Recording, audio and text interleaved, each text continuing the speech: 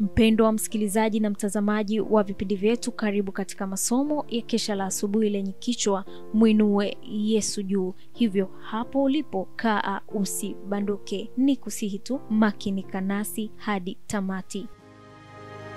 Piga panana ya makelele, Yesu yuaja tena. Ipaza sauti, imba sana. Yesu yuaja tena. Anakuja, anakuja. Yesu yuaja tena.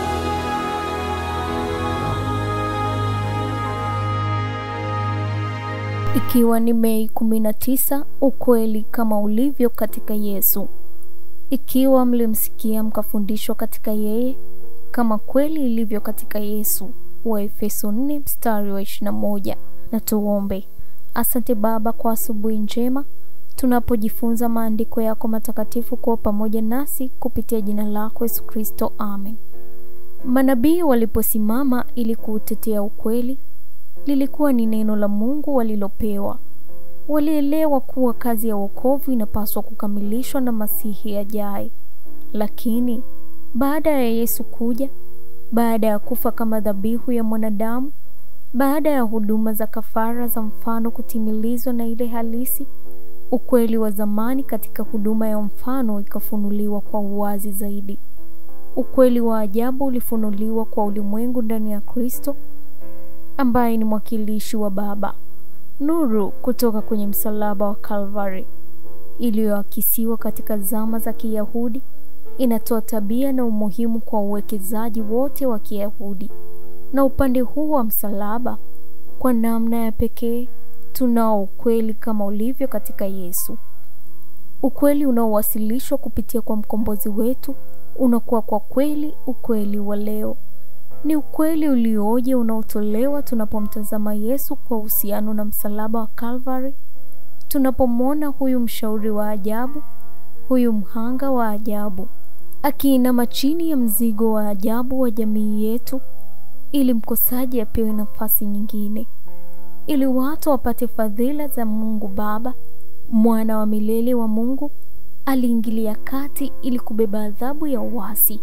Mmoja aliyejivika ubinadamu, ambaye alikuwa mmoja wa Mungu, alikuwa mlipa fidia wetu. Dunia yenyewe ilitikisika na kuyumbayumba katika tamasha la mwana mpendwa wa Mungu akipata mateso ya ghadhabu ya Mungu kwa ajili ya makosa ya mwanadamu. Dunia ilifunikwa giza ili kuficha muonekano wa Mungu mtesekaji. Ilikuwa ni uasi wa sheria ya Mungu uliofanya mateso haya kuwa ya lazima.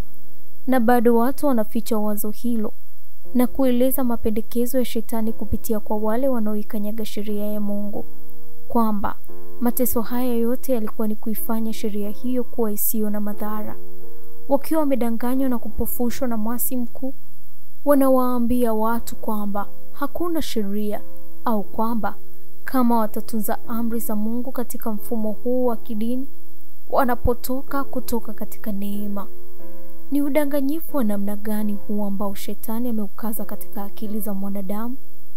Mwanadamu anakuwa amepofushwa hata kufikia uangamivu wake wa kutisha pale ambapo nadharia ya kwamba sheria ya Yehova sio lazima kutiiwa na familia ya wanadamu inapokubaliwa na kufundishwa. Hawezi kulitambua hilo, kwa hiyo Mungu atakuwa hana kiwango cha maadili ambacho kwa hicho huipima tabia na kuongoza ulimwengu wa mbinguni, ulimwengu usioasi na huu ulioasi. Kama Mungu angekuwa ameiondoa sheria ili kumfikia mwanadamu katika hali yake ya anguko, na bado akiwa amedumisha heshima yake kama gavana wa ulimwengu, Yesu asingehitajika kufa.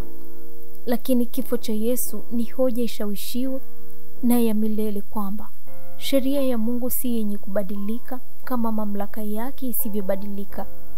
Utasoma The Review and Herald la Februari 8 mwaka 1898. Huu ni mwisho wa somo letu la Mei 19, ukweli kama ulivyo katika Yesu. Na tuombe. Asante Baba kwa somo hili zuri, tunajikabidhi kwako. Tunaomba baraka zako zikaambatane pamoja nasi, tupatie Roho Mtakatifu atusaidie tuweze kusogea zaidi karibu na wewe kupitia jina lako Yesu Kristo. Amen.